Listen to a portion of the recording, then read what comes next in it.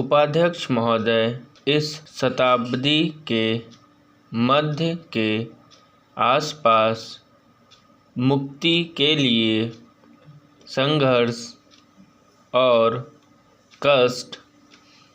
सहन का परिणाम सफलता के रूप में सामने आने लगा। श्रीलंका, भारत तथा कुछ अन्य देशों ने जीवन और स्वतंत्रता के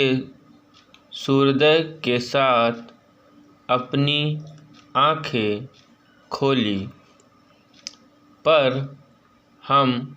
इतने भोले नहीं थे कि हम यह समझ लें कि राजनीतिक स्वाधीनता सभी कठिनाइयों का अंत कर देगी। हमने उसे एक नई यात्रा की शुरुआत ही माना तथा यह स्वीकार किया था कि जो भारी जिम्मेवारियां अब तक हमें नहीं उठाने दी गई थी, वे अब हमारे कंधों पर आ गई हैं। हम यह जानते थे कि हमारे बीच कुछ ऐसे लोग भी हैं जो लगातार ऐसे तनाव से बचकर चलते रहते हैं जो चुनाव करने की मुसीबत से अपने आप को बचाना चाहते रहे हैं और जो आरामदेह रास्ते पर चलते हुए निर्णय का भार औरों पर डालते रहे हैं। हमारे औपनिवेशिक अतीत के ऐसे अवशेष अब भी पाए जाते हैं जो हमें तरह तरह से यह समझाते रहते हैं कि हम सुरक्षा के लिए अन्य देशों का मुँह जोहें या उनकी उदारता का हम सुरक्षा के लिए अन्य देशों का मुँह जोहे या उनकी उदारता का सहारा लें, लेकिन हमारे लोगों ने कुल मिलाकर इस सरल रास्ते को ठुकराया है जो वस्तुतः कायरों और कमज़ोरों का रास्ता है। हमने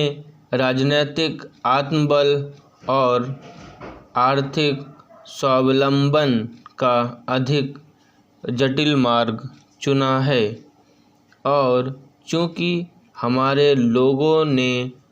त्याग के लिए अपनी सहमति दिखाई है, हम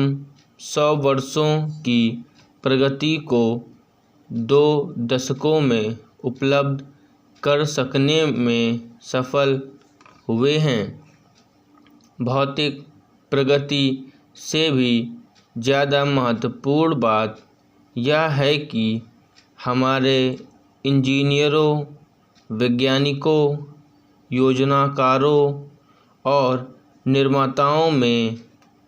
आत्मविश्वास का संचार हुआ है। प्राचीन धार्मिक विरोधभाव और जातिगत श्रेष्ठता की भावना अभी तक निर्मूल नहीं हो पाई है और बहुत से समूह इन्हें बनाए रखने के लिए पूरा जोर लगाते रहते हैं, लेकिन जनता उन्हें राष्ट्रीय शक्ति के लिए हानिकार मानती है। समाजवाद को लाने के लिए हमारे कार्यक्रमों का विरोध निहित स्वार्थ वालों ने हर कदम पर किया है। समाजवाद के लिए लोगों के उत्साह की छाप इतनी गहरी पड़ी है कि समाजवाद विरोधी लोग भी अब विवश होकर उसके प्रति औपचारिक निष्ठा दिखा रहे हैं। हमारे लिए इन सफलताओं का उतना ही महत्व है जितना इस बात का कि हमारी राष्ट्रीय आय प्राय गत